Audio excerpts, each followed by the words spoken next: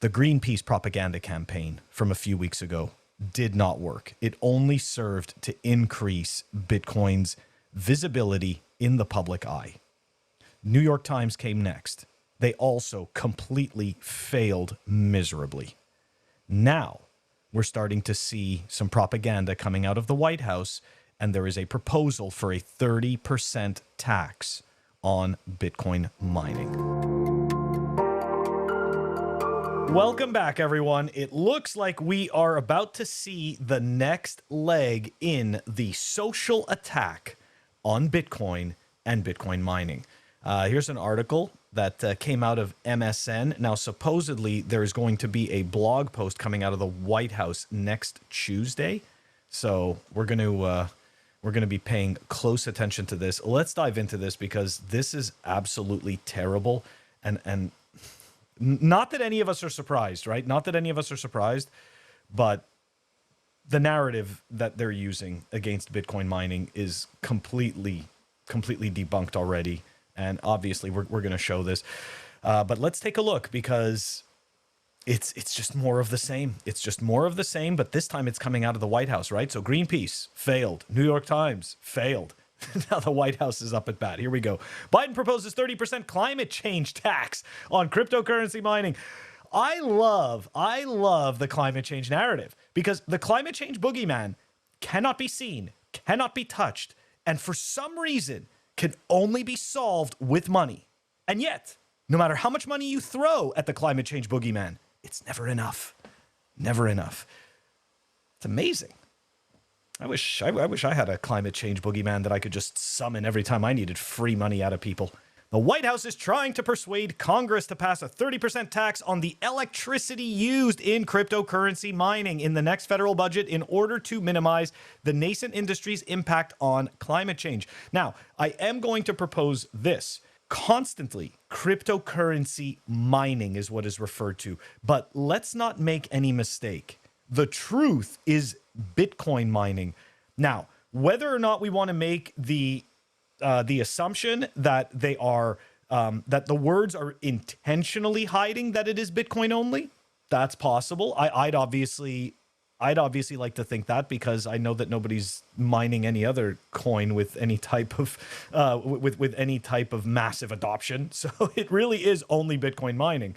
I mean, indeed, there are other coins that are being mined, but nobody gives a shit. And of course, according to the mainstream media and the government, it's Bitcoin that has a major impact on the environment. Anyways, that's just my opinion. But I think that they refer to cryptocurrency mining because they're just trying to group everything all together. Crypto miners' high energy consumption has negative spillovers on the environment, quality of life, and electricity grids where these firms locate across the country.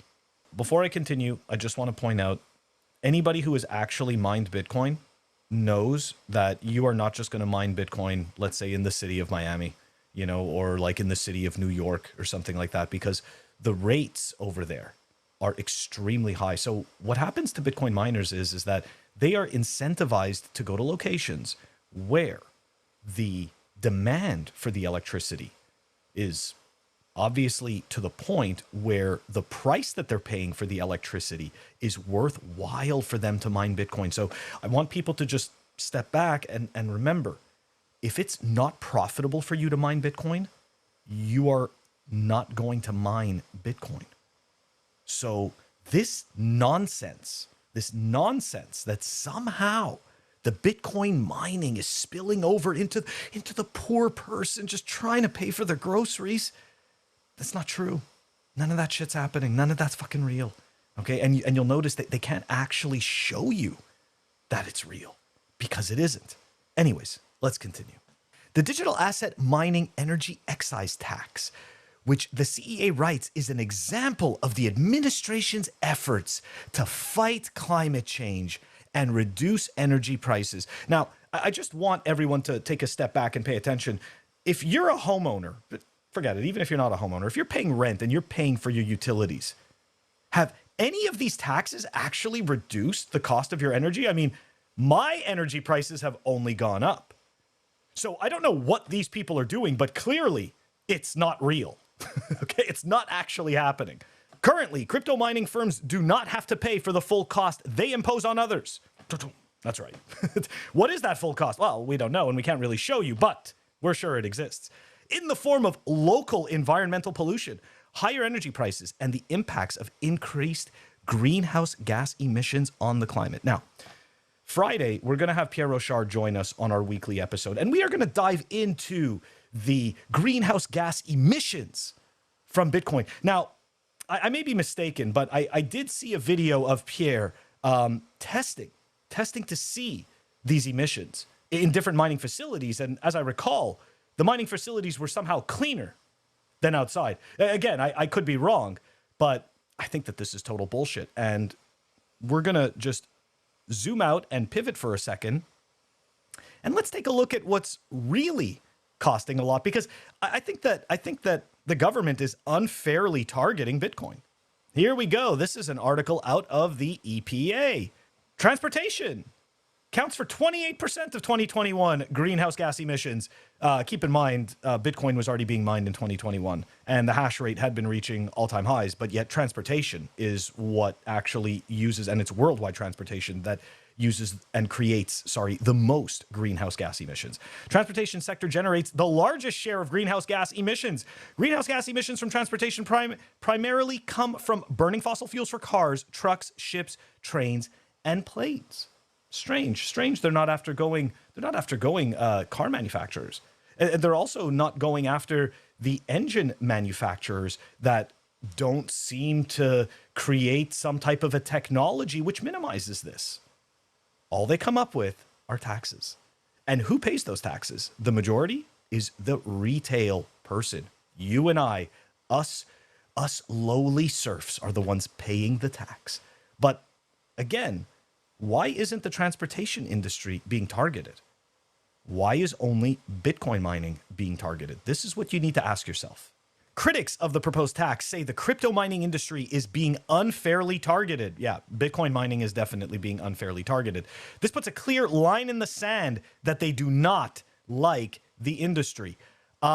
Really what they don't like is proof of work. Really what they don't like is the fact that Bitcoin can't be controlled. Cryptocurrency mining consumes more power than the entire country of Australia. Not true.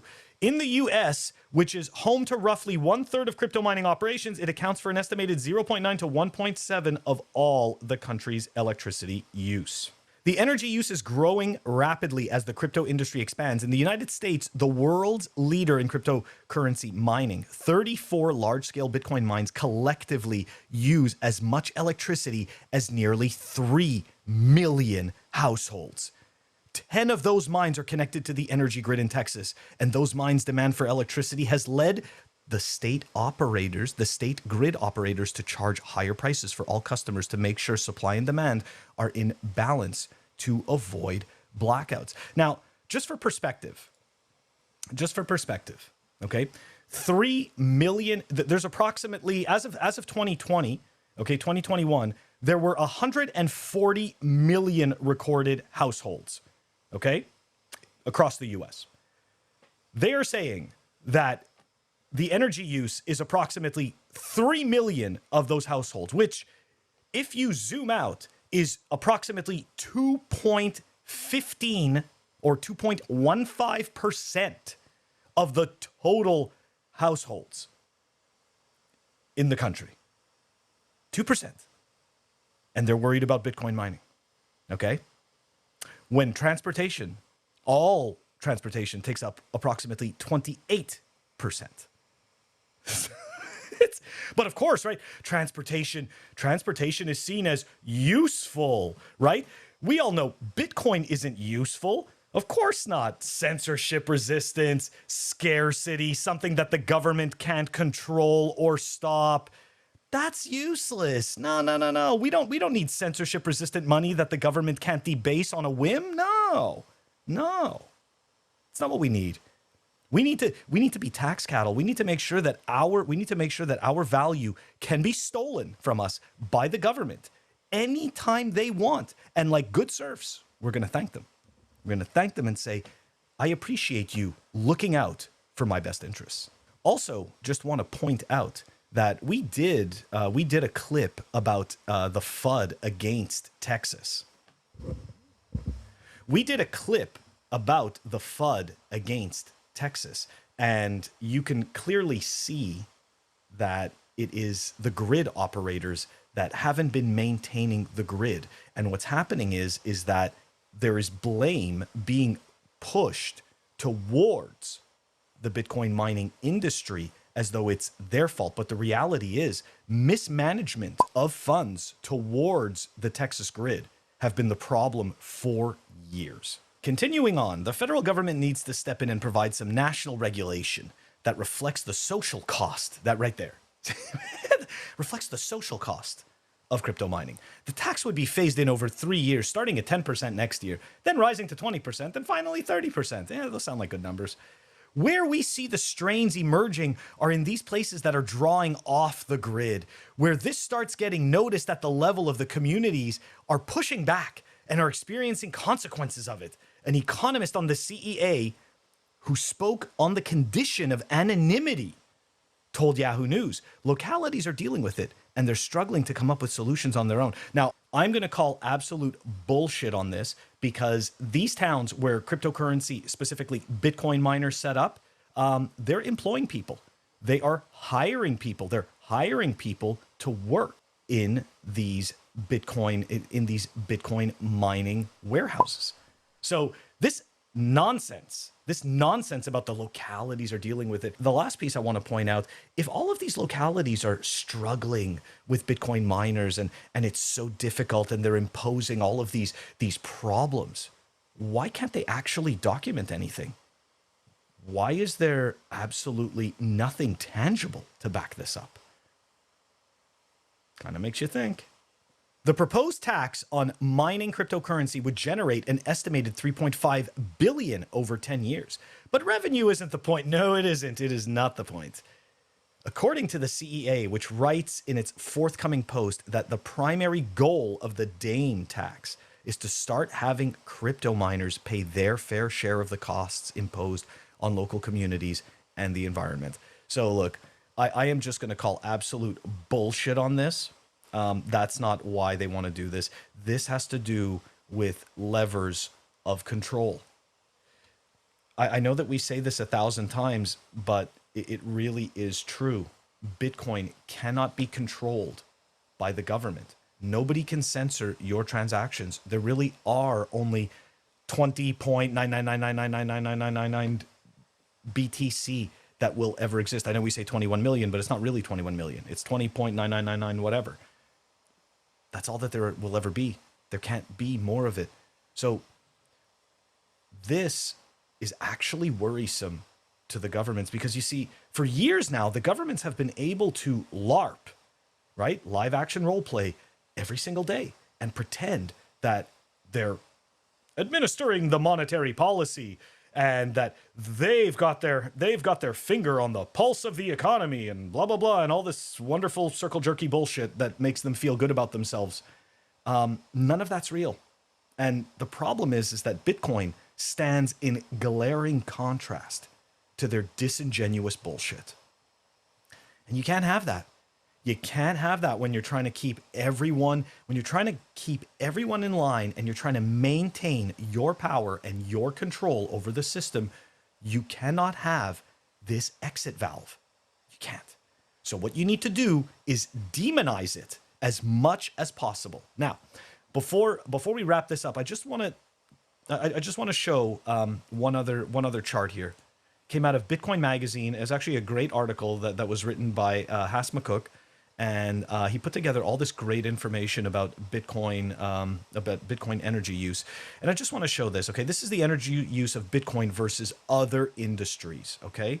So while the US government is focusing on the ills of Bitcoin, let's actually zoom out and take a look. Bitcoin's actually using the least amount of energy in comparison to everything else. And interestingly enough, it's probably providing one of the most important services, because you see, we've been tricked out of the idea that our time value is worth anything. We've been tricked out of it. once you realize that you've been tricked out of it, you realize that your money is shit, and you realize that you've been essentially working yourself into poverty. That's really what it is, because the money itself is poor. Okay, the money itself is poverty creation money. That's what it does, because it loses its value constantly. So unless you grind harder and harder on the wheel, you will eventually end up in a situation where your money cannot afford the things that you need. Now, let's take a look at this chart and let's see. Bitcoin is all the way at the bottom here. Okay, and let's take a look at what the second highest energy using industry is: the military industrial complex. Spoiler alert, that's the government. Part of that's the government. Okay, so what's happening here is projection. What they are doing is desperately trying to draw your attention to a boogeyman that you can't touch, taste, or smell, and that the government and the corporate-owned media can constantly use over and over again to attack Bitcoin. Don't forget to like and subscribe. I will catch you all next week.